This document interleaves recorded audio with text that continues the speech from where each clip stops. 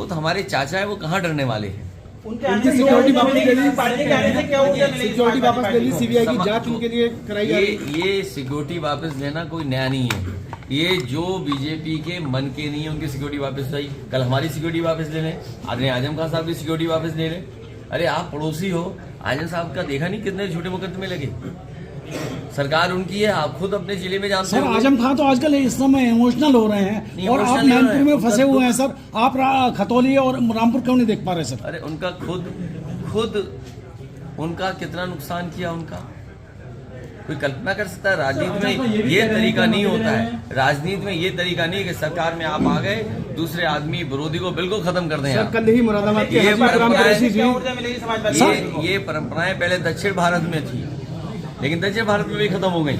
और जोड़ने से ताकत बनती है। समाजवादी पार्टी की लगातार कोशिश रही है कि लोगों को जोड़ें, और जोड़ने से ही ताकत बनी है।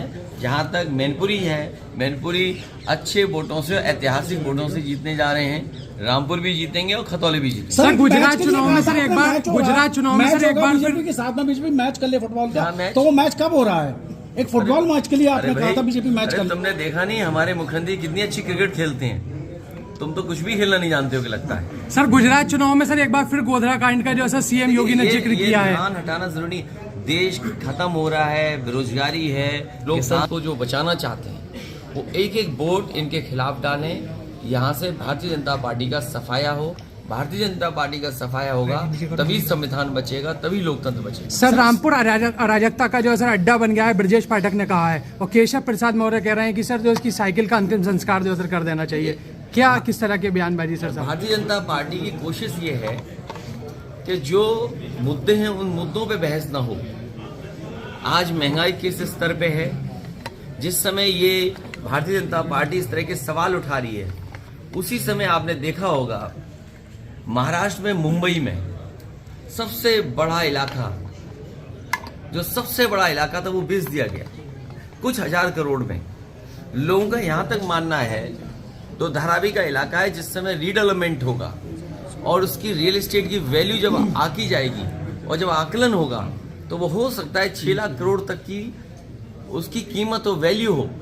तो जो जमीन, जो रियल एस्टेट 6 लाख करोड़ की हो, केवल अपने लोगों को खुश करने के लिए कुछ हजार करोड़ में दे दिया जाए, तो बीजेपी के लोग ध्यान हटाने के लिए और आपका साथ लेकर के इस तरह के सवाल उठाते हैं। मैं तो आपसे भी कहूंगा, देश तो हमारा आपका सबका है।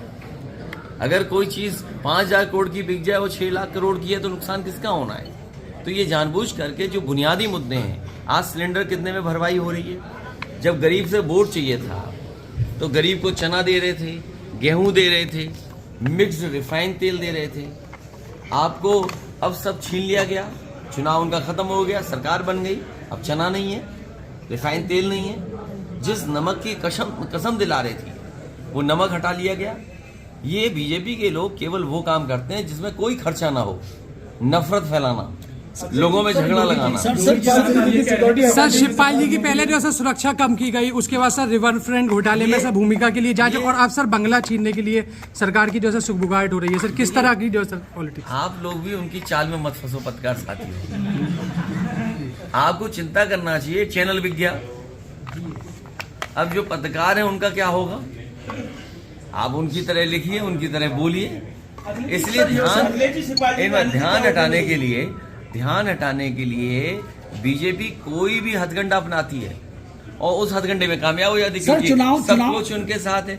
जहां तक सवाल आपके रिवर फ्रंट का है, रिवर फ्रंट अच्छा बनाना हमारा सपना था, समाजवादियों का सपना था, और इसलिए सपना था, हालांकि वो दिवंगत नेता हैं, वो हमारे बीच नहीं है।